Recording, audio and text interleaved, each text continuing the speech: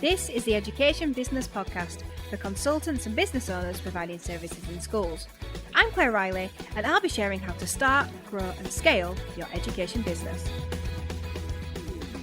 Today we're talking about how you can add more hours to your day. Is that even possible? But I was chatting to someone on LinkedIn Messenger recently, shout out to Graham if you're listening, and he said that he was struggling to add more hours to his day and mentioned that it'd make a great podcast episode, so here we are. So how do you add more hours to your day? Well, physically you don't, but I do believe that I can help you in this area. So I currently work around 20 hours a week, and when I use the term work here, I mean that this is the time that I spend sat at my desk writing, in meetings, maybe I'm recording a podcast episode or a video. So if you're interested in this and you feel like creating more time is something that you really need to work on, then I just think it's helpful for you to know that I recently did a presentation, a really in-depth session on how I actually use my time across my companies, and the content is inside the Education Business Club. So it's worth signing up if you want access to that content. And I know that our current members got so much out of it just by looking at my schedule and learning how I block my time out and how I fit everything in. Okay, so you might have heard that the things you track improve. And in my experience, this is true. So in order to master your time, you need to start analysing it.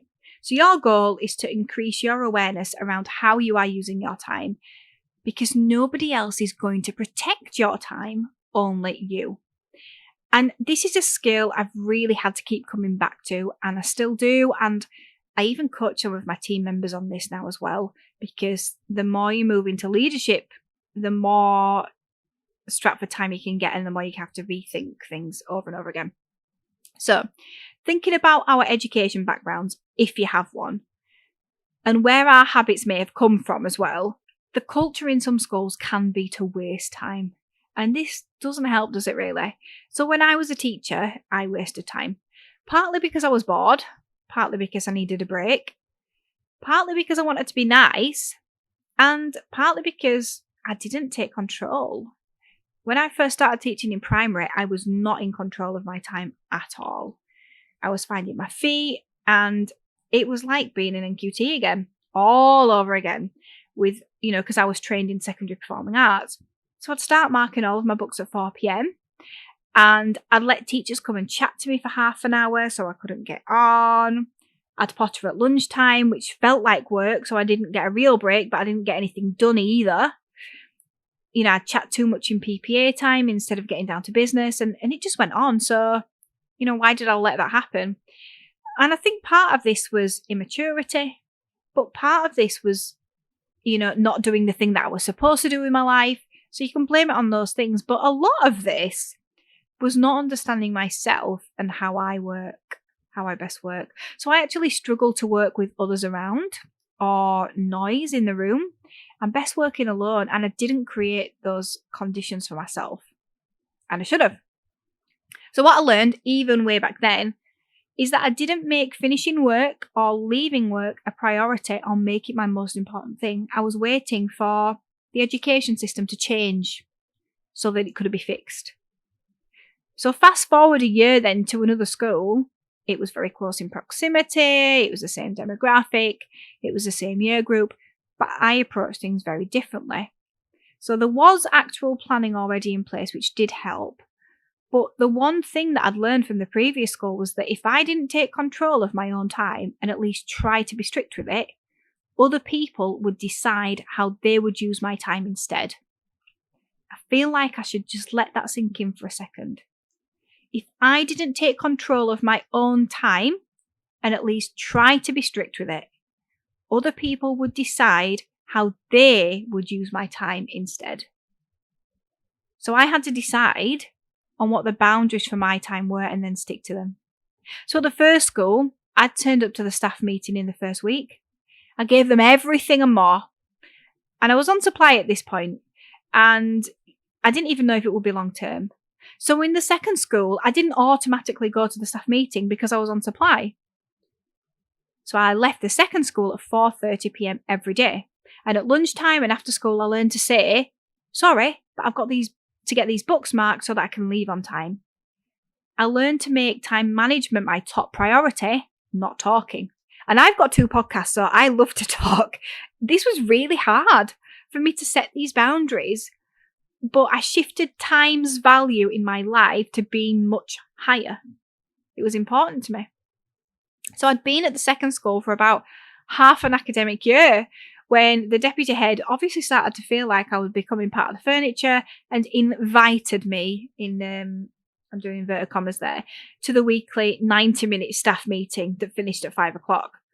And by the end of the week, I'd given my notice into the agency to finish at the next half term. Like, I didn't just leave straight away. And maybe thinking, oh gosh, that was a strong reaction. But I'd just become really clear on my boundaries and I needed fair exchange. I was on supply for a reason. The pay was rubbish. And I knew that I didn't want to have these unfair expectations put on me again when I was being paid for day-to-day supply, but actually doing a long term. So I left. And this is the kind of attitude that you need to adopt if you really want to take control of your time. And I know that it can feel uncomfortable to begin with. And maybe you feel like doing this is going to make you into a bit of a diva. Maybe you think I'm a bit of a diva now. Or maybe you think, well, I can just grow my business successfully without mastering this skill anyway. But I would just want you to take a second, right, and think of a famous and successful entrepreneur that you know of right now. Right? They're in your mind. And I just want you to ask yourself the question, would they let other people dictate how they use their time? Hopefully you got the right answer. And the answer is no, they wouldn't. And the ground is now fertile in your mind. So let's begin. How do we improve your time analysis? Okay. So often when we're thinking about managing our time or fitting more hours into the day, we don't focus on the time aspect, but the to-do list. But don't start there. It's not the place to start. It's not about how much you've got to do in the time. So you really need to look at how you are using your time. So how are you using your time now compared to how you used it last month? Are you even aware of how it's different? Is it different? Because it should be. How long are your meetings? Do you have a tendency to just accept any meeting that's presented to you? So to improve your use of time, then you need to track it, review it, measure it, block it, and have awareness of it. So one of the things I often say to our interim MD is that everything is for a season. So for me, this specifically relates to time. So when you've got a customer service job, you're going to be checking the emails every Monday morning forever. But when you're an entrepreneur, your role keeps evolving and how you use your time has to evolve with that too. So a really good example is that I've opened up my call calendar for about 6 weeks. So at this stage, it's not more than that because I like to commit blocks of time. I don't know if it's going to be worth doing 6 months down the line. So when that's finished, it opens up the opportunity for something else. Maybe I'll open up one-to-one calls with teachers looking to leave the classroom. Or maybe I'll do some more in-house mentoring at Classroom Secrets. But everything is for a season. So what in your schedule has come to the end of its season that you're still holding on to that maybe you need to let go? So my best time to work is when I wake up in the morning before I do anything else. Well, except for making a cup of tea anyway. And I've learned that my most creative work comes out then, and that I do it in half the time as well. So make sure that you're really clear on your best times to work. That's really important self-inquiry to do. When are you productive? You might not realise straight away. You might have to try out different schedules on for size, and that's absolutely fine. Let's talk external meetings. I am not a fan of external meetings that are an hour long. Why are they an hour?